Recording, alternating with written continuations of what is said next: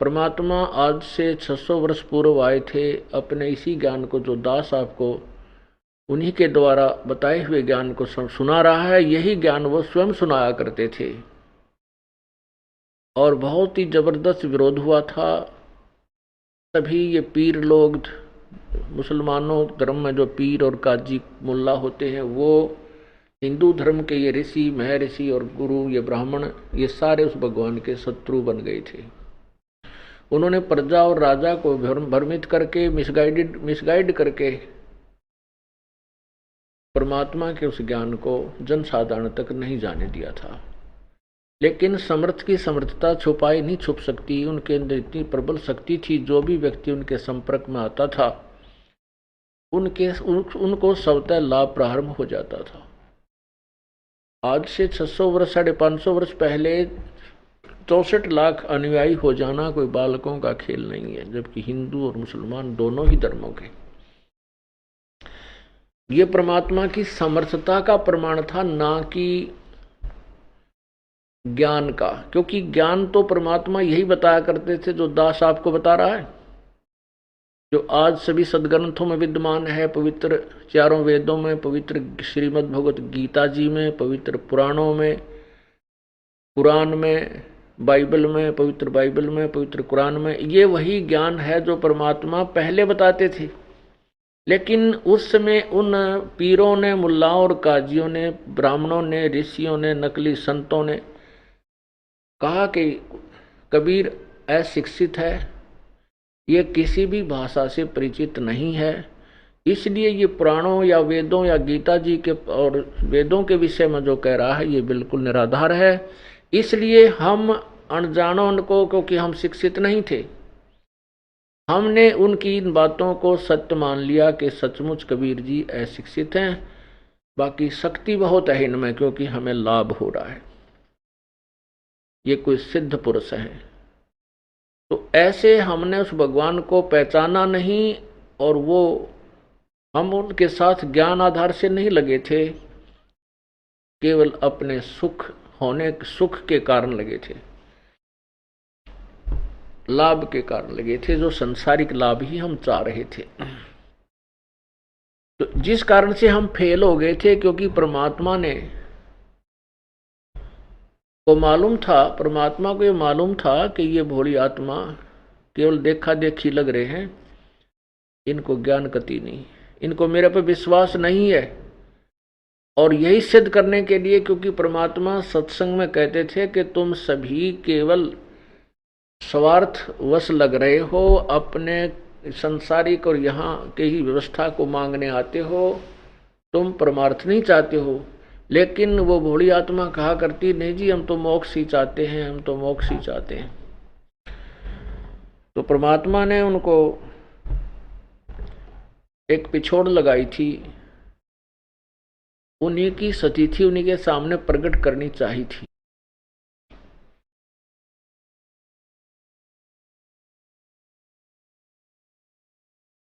तो उस समय हम सभी फेल हो गए थे। उसके बाद हम परमात्मा के संपर्क में नहीं रहे, लेकिन वो दयालु इतने हैं, उस समय आकर के उन 64 लाख शिष्यों को भक्ति युक्त कर गए, उनको रिचार्ज करके चले गए, जिस कारण से उनके अभी तक मनुष्य जन्म होते हुए आ रहे हैं। और अब ये भक्ति काल शुरू हो गया, अब ये भक्ति युग शुरू हो गया है।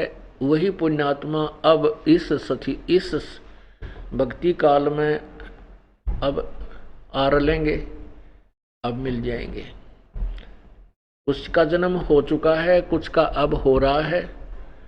आप लोगों के बच्चों के रूप में, संतान के रूप में पुण्यात्मा आ रही हैं, जिनके पूर्व संस्कार बहुत अच्छे होंगे, और आपके बच्चों की तरफ से आप निश्चिंत हो जाओगे, उनको कोई कष्ट नहीं होगा। बचपन से ही उनको भगवान की भक्ति प्राप्त हो जाएगी, और वो पुण्यात्मा अपना मोक्ष कराएंगे। परमेश्वर कबीर जी की शक्ति से प्रभावित होकर के प्रभु के 64 लाख शेष हो गए थे। परमात्मा ने ये देखना चाहा कि ये मेरे विचारों को से कितने परिचित हैं, इनके अंदर कोई दृढ़ता भी है जो ये बोलते हैं कि हम तो मोक्ष चाहते हैं, हम आपके अतिरिक्त किसी को नहीं चाहते हैं, आप हमारे परमात्मा हो, आपसे हमें वो सुख मिले हैं जो हमें कहीं पर भी प्राप्त नहीं हुए थे। ये ऊपरले मन से कह रहे हैं या इनके अंदर भी कोई स्थान है। ये परीक्षा लेने के लिए परमात्मा ने, कबीर परमेश्वर ने एक लीला की थी। अपने प्रिय भक्त, प्रिय शिष्य रविदास जी से कहा कि आप मेरा सहयोग दें, मेरे साथ रहें। सब कहानी उनको बता दी थी पहले। परमात्मा ने एक हाथी किराए पर लिया एक दिन के लिए।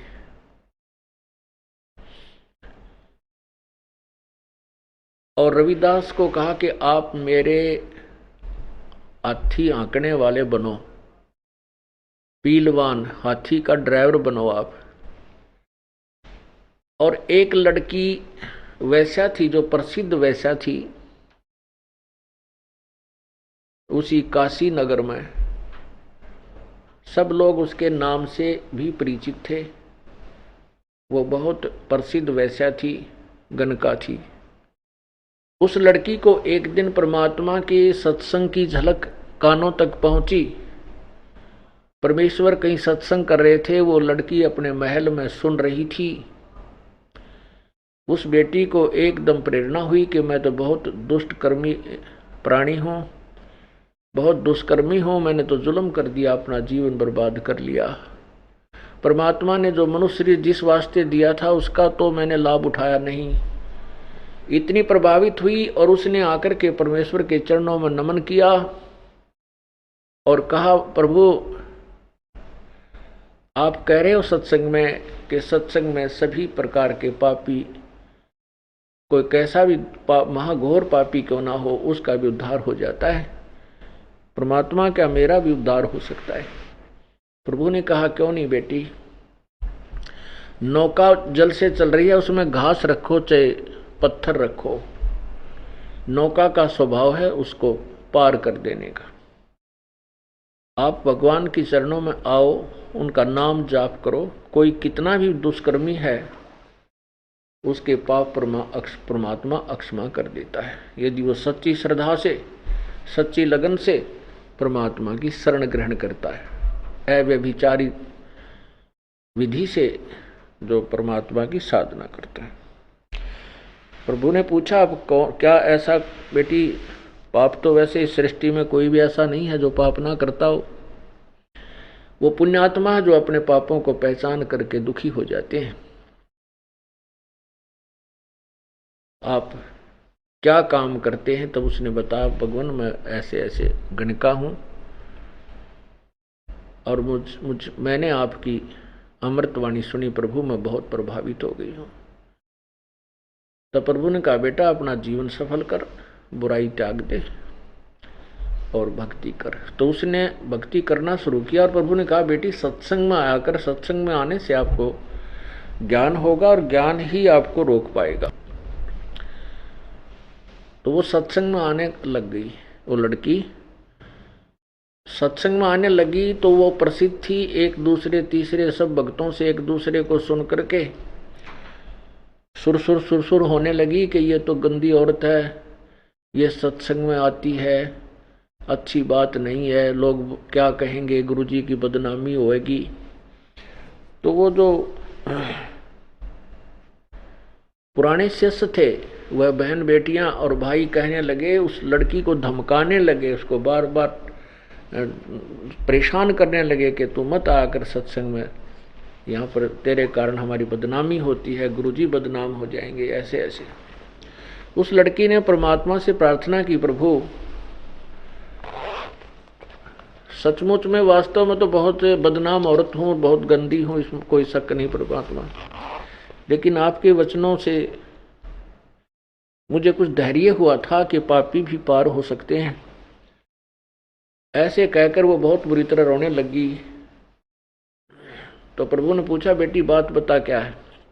परमात्मा ने कहा, उस लड़की ने कहा कि प्रभु ऐसे ऐसे कुछ भक्त कुछ बहन मेरे साथ ऐसे ऐसे व्यवहार करती हैं और कहती हैं तू गंदी औरत है, या मत आया कर।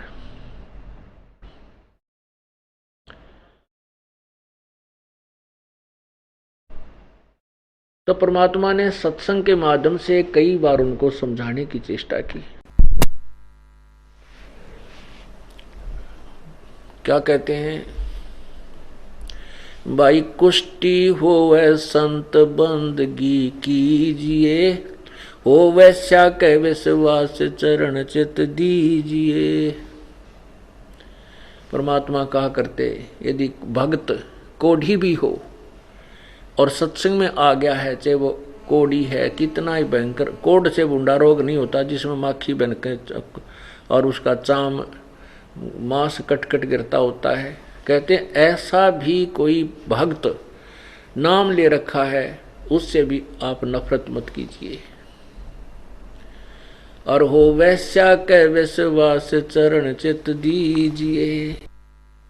यदि किसी गण का भी शरण में लगी हुई है, प्रभु की दृढ़ता से विश्वास के साथ वो भक्ति कर रही है, उसको भी आप आदर की दृष्टि से देखना और आम बहन भाई की तरह उसको प्रणाम करना, सच्चाई बोलना।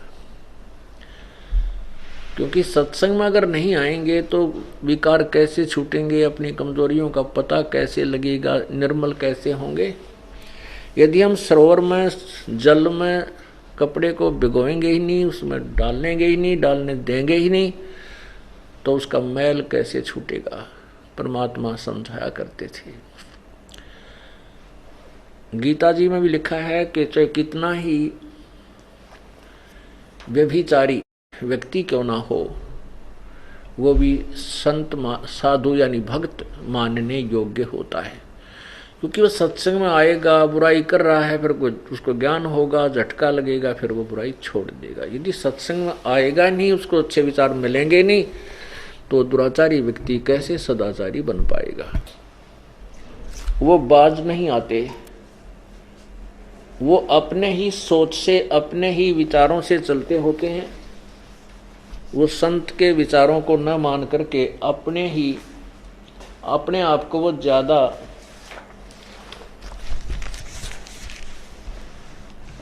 चतुर समझदार मान बैठे होते हैं, जिससे सत्संग की मर्यादा समाप्त हो जाती है।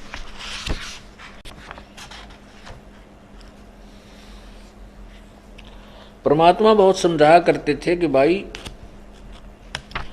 सबसे पहले इंसान को अपने अंदर झांक कर देखना चाहिए, दूसरे में बुराई निकालने से पहले अपने अंदर झांकना चाहिए। परमात्मा कहते हैं, बुरा जो देखण में चला, बुरा न मिलिया कोई।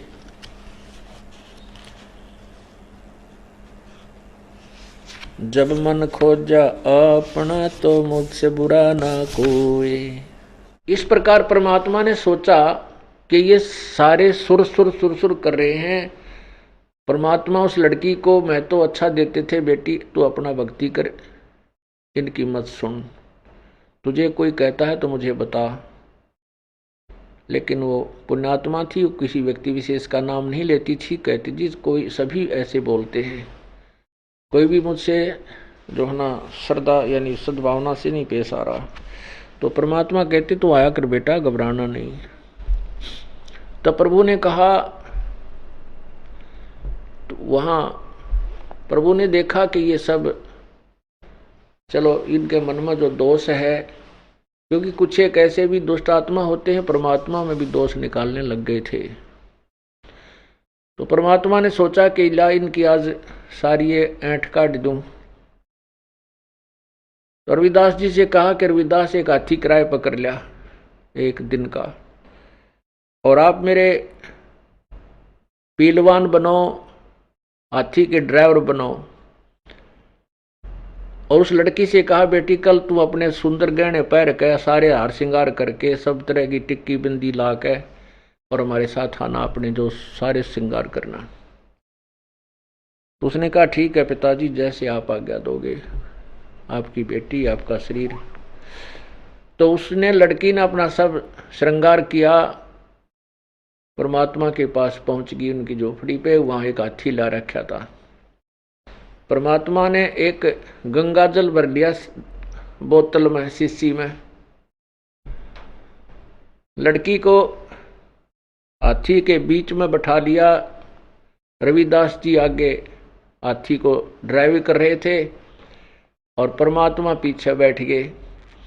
लड़की के कंधे पर हाथ रख कर और एक हाथ में वह बोतल जो गंगा जल भर रखी थी, उस शीशी को मुंह का लगा हुआ, ऐसे शराबियों वाली एक्टिंग कर रहे हैं, और लड़की के कंधे पर हाथ उन्होंने रखा हुआ है। और वो सुप्रसिद्ध वैश्या, और कहा, रविदास जी को बता दिया कि उस अच्छे भीड़ वाले बाजार में निकालना अपनी सवारी को। तो काशी के उस बाजार में से निकाल दिया, जो जहां बहुत भीड़ लगी होती थी। जो भी देख रहा था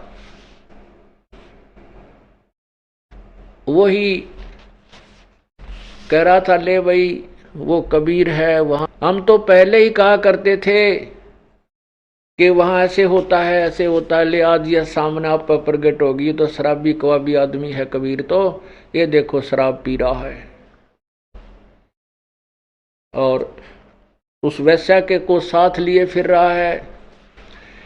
अब वो जो बगैर नाम वाले थे, जो परमात्मा के शिष्य नहीं थे, वो परमात्मा के शिष्यों को लाओ पकड़ पकड़ के कि आ जाओ, दिखाऊं तुम्हारे गुरु की के काले कारनामे, ये देखो, ये देखो वो क्या कर रखा, शराब पीवर वैश्या को साथ लिए सरेआम घूम रहा है। इसने ये नहीं मालूम इतनी दारू पी रखी आज, तो इसको ये नहीं पता तू कहाँ घूम रहा है।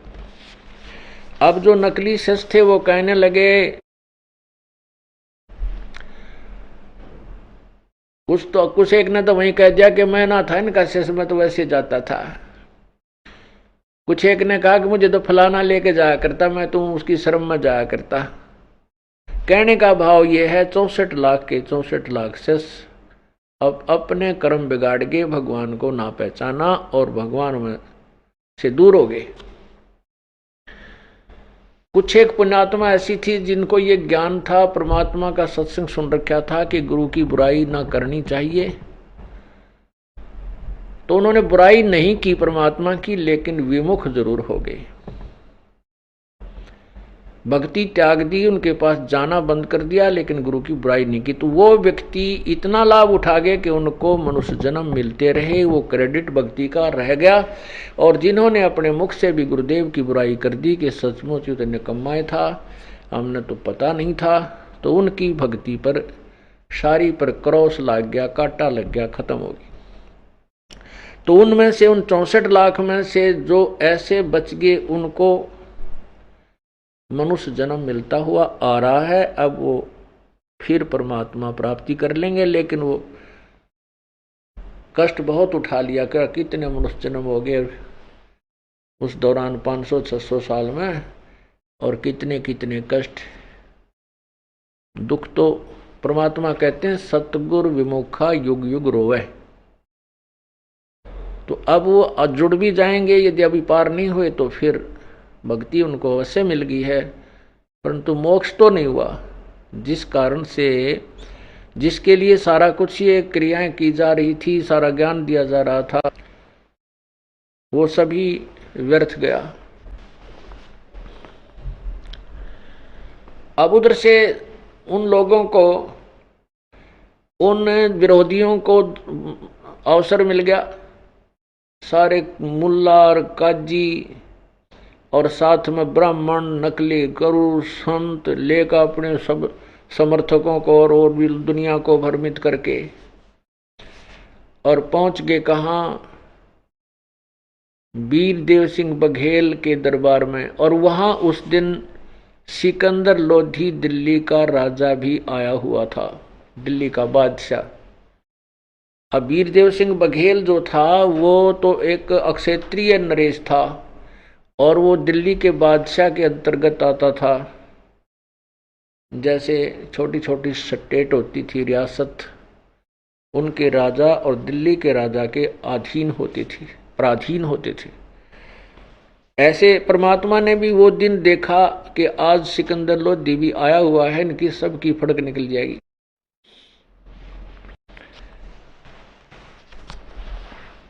तो सभी काशी के जो नागरिक थे और साथ में एक सिकंदर लोधी का धार्मिक पीर था, शेख तकी, वो भी परमात्मा से ईर्ष्या रखता था।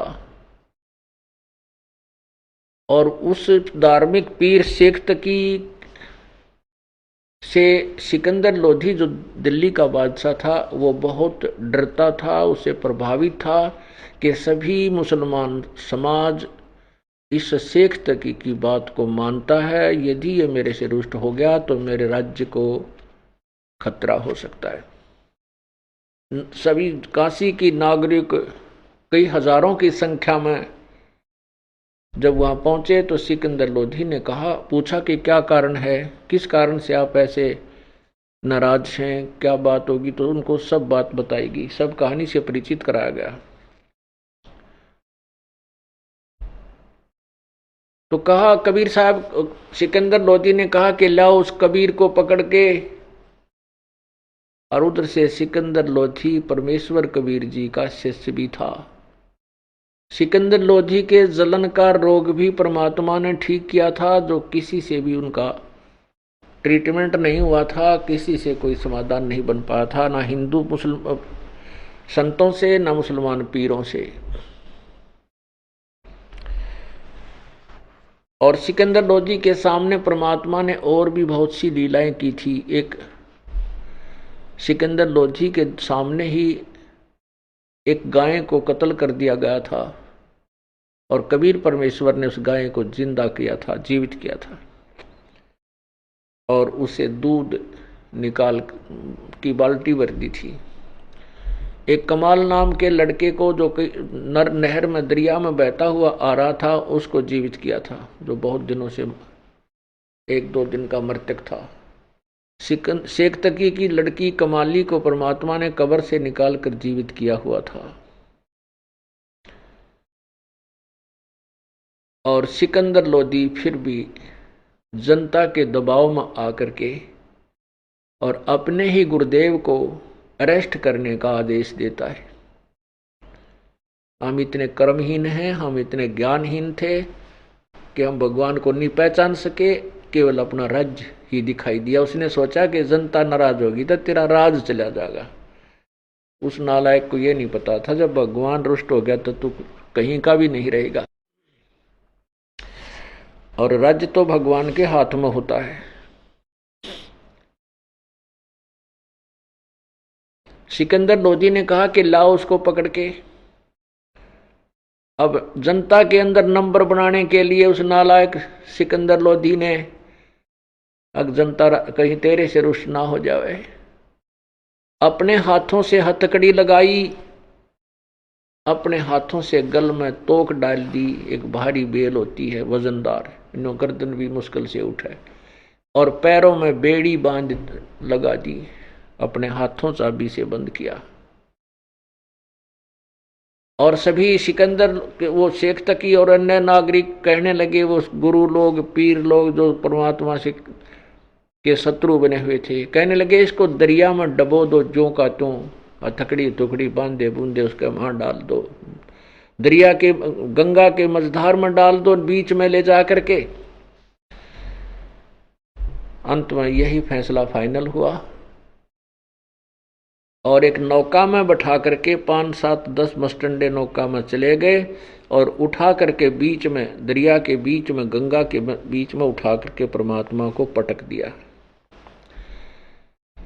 परमात्मा उस गंगा के जल के ऊपर ऐसे बैठे जैसे आसन पर विराजमान हो, हाथों की हथकड़ी, पैरों की बेड़ी, गले की तोक अपने आप टूट कर दरिया में गिर गई और प्रभु ऐसे बैठे हैं आराम से। अब वो नौका वाले तो वापस आ गए। अब उन पीरों ने, गुरुओं ने, हिंदुओं के जो ब्राह्मणों ने, ऋषि और संतों ने देखा कि ये तो ना मरा, अब इसको मारो। कैसे मारे? पत्थर मारे, पत्थर मारो, पत्थर मारो, डले मारे, पत्थर मारे, फिर बोले गोली मारो। गोली का आदेश दे दिया। क्यों? राजा का। राजा प्रभावित था जनता से, इतनी जनता रही, भाई कुछ भी करो, मैं क्या करूं। अब गोली मारे परमात्मा के, तीर मारे, एक भी आसपास नहीं जा, कोई तो वहीं फ्यूज हो जा, कि तो को ऊपर नमू हो जा, कोई इधर जाए, कोई इधर जाए। फिर आखिर में क्या कहा कि तोब लाओ, तोब। वो तेरा गजब भाई, 4 पहर तक तोब के गोले। तोब, हे भगवान, तोब का गोला तो बड़े बड़े किला न ढा के घेर दे। 4 पहर यानी 12 घंटे। ओहो, तोब के गोले अंधाधुंध। दुष्ट आत्मा ने ये नहीं सोचा तुम कर क्या रहे हो नालायको। यो मानस मनुष्य है जिसका ऊपर एक गोली में आदमी बच जा क्या, लेकिन बुद्धि का नाश हो रहा था उनका सबका। 12 घंटे तक तोब के गोले नु गब्बा गब कहते हैं। वो गोला या तो वही फ्यूज होकर वहीं गिर जाए नु परमात्मा से 100 फुट की दूरी पे, या दूसरी किनारे पर जा, या और कहीं दूर चला जा। आसपास के तालाब भी सुखा दिए, जो उसके दरिया के साथ साथ भर जाती हैं झील, वो भी सुखा दी उन तोब के गोलों ने, लेकिन परमात्मा के छींट ना लगी। तब थक के सब कहने लगे अब क्या करें, कैसे लें इसके प्राण, कैसे मारें इसको पापी को।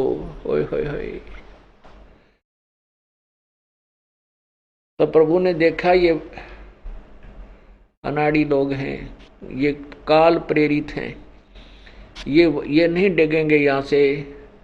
परमात्मा ने नीचे गोता लगा दिया, जैसे ऐसे नो के नो अपने आप जल में समा गए नीचे को। तब उपस्थित उन ईर्षालुओं ने कहा ले डूब गया जुलाहा, डूब गया दानक, मर गया कटगी रात, कटगी रात टंटा मिटा। अब इसके ऊपर का रेत रात फिर के मर जाएगा अंदर ही।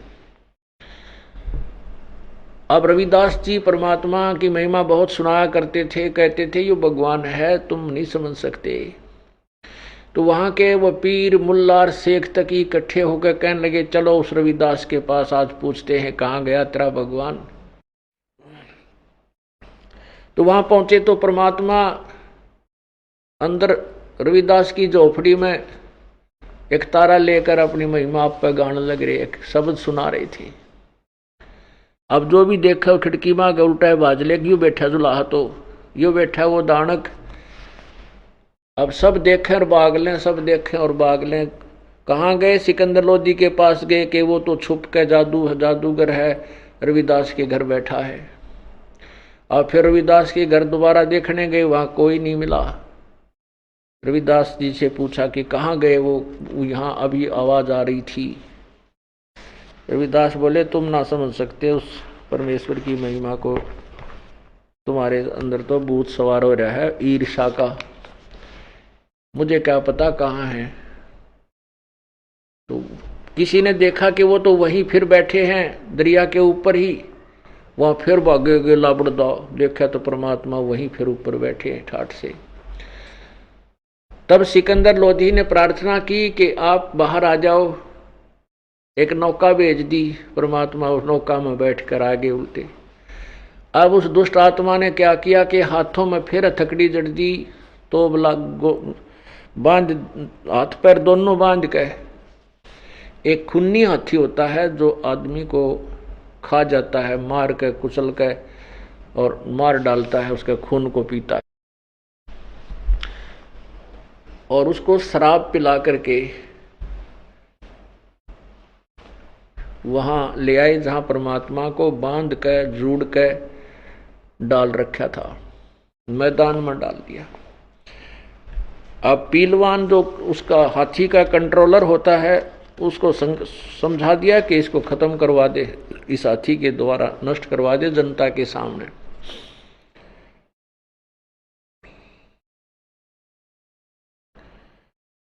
अब पीलवान जब हाथी को लेकर चला तो हाथी बड़ी स्पीड से परमात्मा की तरफ चला।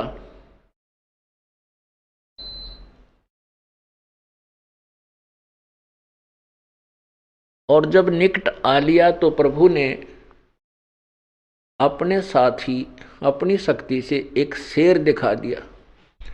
और हाथी शेर न देखने के बाद चाहे वो शराब के कुछ भी पी रखी हो, कालजा पाट जाए, इतना डरता है।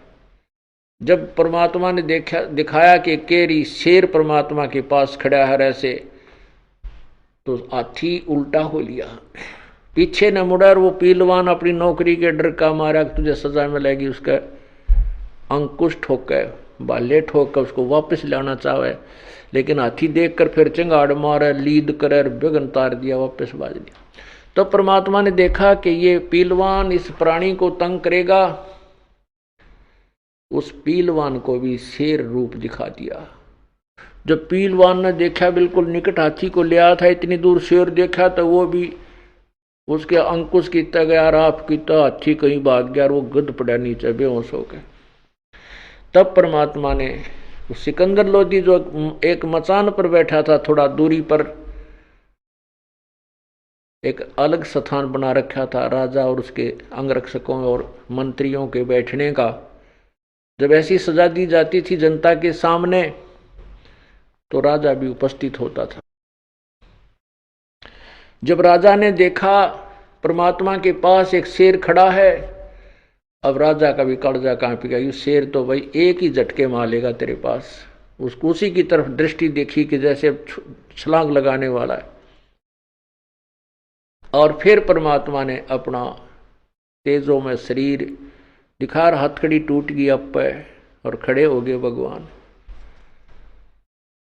तब वो सिकंदर लोधी वहां से कांपता हुआ मचान से नीचे उतर के आता है, दंडवत प्रणाम किया और सबको कहा कि ये परमात्मा है, ये अल्लाह है, ये दुनिया के लोगों हमसे गलती होगी, माफ करो भगवान। अब सिकंदर लोधी का यो भगवान है, जनता वो स्वार्थी लोग इन्हों के राजा बकवाद करता है, भागो यहाँ से, इसका राज त्याग दो, ये तो इसका चेला है, ये है वो। ऐसे करके उस परमात्मा को स्वीकार ना करके वो नालायकों ने अपना कर्म बिगाड़ दिया। उधर से परमेश्वर अपनी झोपड़ी में आ गए और परमात्मा कबीर जी के दो शिष्य थे, अर्जुन और सरजुन। वो कहीं बाहर गए हुए थे, 2-4 दिन में वो भी आ गए। उनको भक्तों ने कहा भाई गुरु जी ने तो नाश कर दिया, कित जोगे नहीं छोड़े भाई, कति मुंह दिखाने जोगे नहीं छोड़ रखे, हम तो बहुत बुरा हाल हो गया। अर्जुन सरजुन बड़े दृढ़ थे कि नहीं, हमारे गुरुदेव में कोई भी दोष नहीं हो सकता, आपने कोई गलत सुना है किसी निकम्मे से। अरे वो कहने लगे रहा, हमने आख्या देखा, क्या बात करते हो आप, ये है वो। अर्जुन सरजुन ने बहुत दृढ़ता रखी, लेकिन कुछ कहने लगे। ने बोला तेरा जो तुम्हारे नहीं जचती क्या, तुम्हें निश्चय नहीं है, हमारी बातों पर विश्वास नहीं, जाके देख लेना शाम के समय वो गुरुजी वहीं बैठे पाओगे उस वैश्या के घर पर। तो वो शाम को 4 बजे से दोनों वहां पहुंचे, कबीर परमात्मा उस वैश्या के द्वार पे, और परमात्मा बैठे थे चारपाई पे और लड़की बैठी नीचे, और उसके घुटनों पर परमात्मा के पैर, वो पैर दबा रही थी। तो दोनों ने जब देखा उस दरवाजा खुला था, अर्जुन सरजुन ने कहा कि सतगुरु यहां ना बैठियो, ये द्वारा है नीच।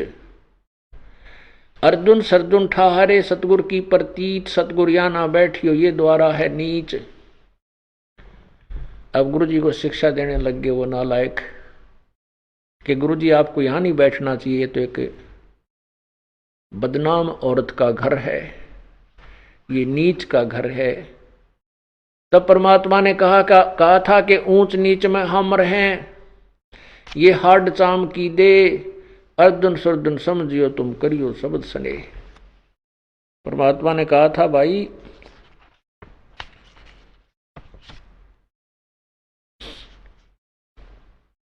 हम तो सर्वव्यापक हैं। आज कोई ऊंच बना है, नीच बना है, ये सभी मेरी ही आत्माएं हैं। मेरी आत्मा, मेरा जो लगाव इन सभी के साथ समान है। कोई गधा बना है, पशु बना है, पक्षी बना है, ये सब हैं तो मेरे ही बच्चे। तो मैंने तो सभी का उद्धार करना है। और ऊंच नीच कैसे वर्णन करोगे? हाडचाम की तुम्हारा शरीर, हाडचाम का इस लड़की का शरीर, तुम्हारे अंदर दुष्टता है, तुम्हारे अंदर यकीन नहीं है, इसमें भी विश्वास है, तो हम विश्वास के पास हैं। और तुम अपना कर्म बनाओ, नाला को कर्म मत बिगाड़ो, अपनी भक्ति करो जो हमने तुम्हें उपदेश दे रखा है। तो मुझे शिक्षा देने आए हो, तुम तो मेरे गुरु हो गए, फिर शिष्य कहाँ रहे? इतना कहते ही उनकी बुद्धि बदल गई। उनको समझ में आ गया कि हाँ भगवान हमसे गलती होगी, पर चरण पकड़े, माथा टेका, नाक रगड़ा, हमें माफ कर दो, गलत हो गया हमारे से। हमने अन्य भक्तों के कहने से हमारे मन में भी दोष आ गया। परमात्मा बोला भाई आ गया तो आ गया, मैं क्या करूं, परीक्षा में तुम फेल हो गए। तब उनको इतना ज्ञान समझ में आ गया कि हे भगवान, हे परमात्मा, हमें पार करो, हम पापी आत्मा है, हमसे गलती होगी है।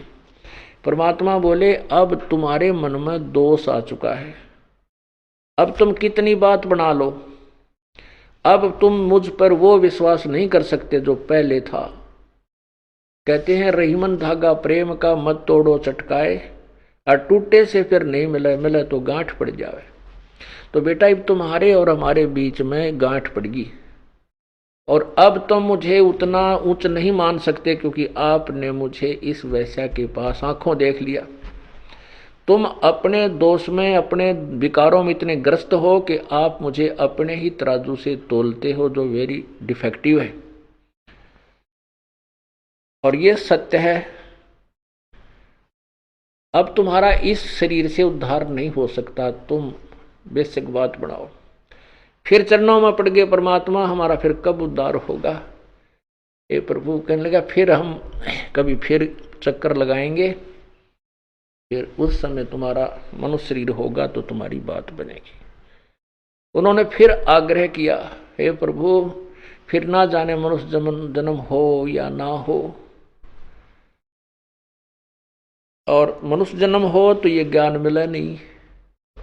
हे प्रभु आपके दासों का इसी शरीर में कल्याण हो, हम दुष्टों पर इतना रहम जरूर कर दो मेरे प्रभु। दयालु थे, उन्होंने कहा भाई ठीक है।